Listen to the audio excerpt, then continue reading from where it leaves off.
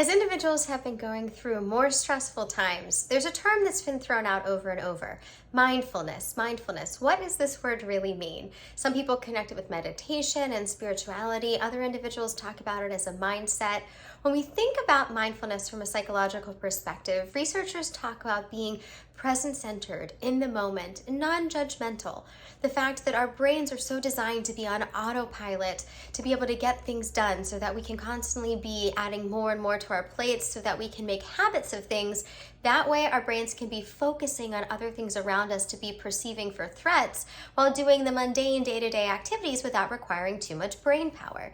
That's why now whenever you get in your car, you don't think through every single step of shutting the door, putting on your seatbelt, putting the key in the ignition, turning it on, checking your mirrors. You just automatically do that. For many of us, we have many habits that we've developed that free up brain space so that we can be perceiving everything else that's around us. While that's helpful in some situations, being on autopilot many times also keeps us disconnected. We miss out on details. Maybe we're having a conversation with someone, but our mind is either in what has happened in the past or what we need to do next, and we miss out on important details. So mindfulness has a role in our personal lives and helping to reduce stress, but also for us professionally. Folks over with the Building Psychological Strength podcast recently put out an episode talking about how mindfulness can give you a competitive edge within the workplace. They discussed that you can be sharper, more effective, more creative, see improvements in social skills while also seeing a reduction in stress and feeling more happy. This means being more fully present, being able to be more productive, hitting deadlines, building those social relationships, even if we're in hybrid and remote environments, when we're more aware of what's happening inside of us as well as around us. So really paying attention to our emotions and our thoughts and how that can have an impact. That awareness of how much time we're spending on autopilot, recognizing that 40% of the time, most of us are in that autopilot mode. Taking that and reducing that number to be more present is going to help us to be much more productive.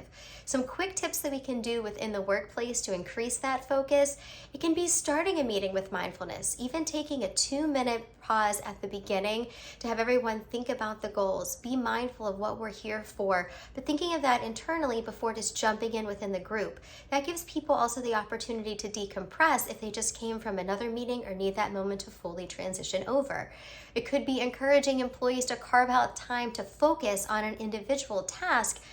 Oftentimes we're multitasking, and that actually increases our distractions and can reduce our productive time by up to 40%.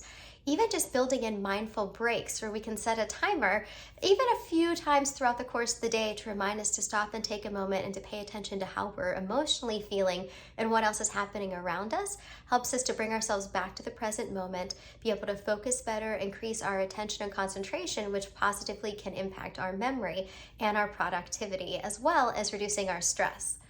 Be well.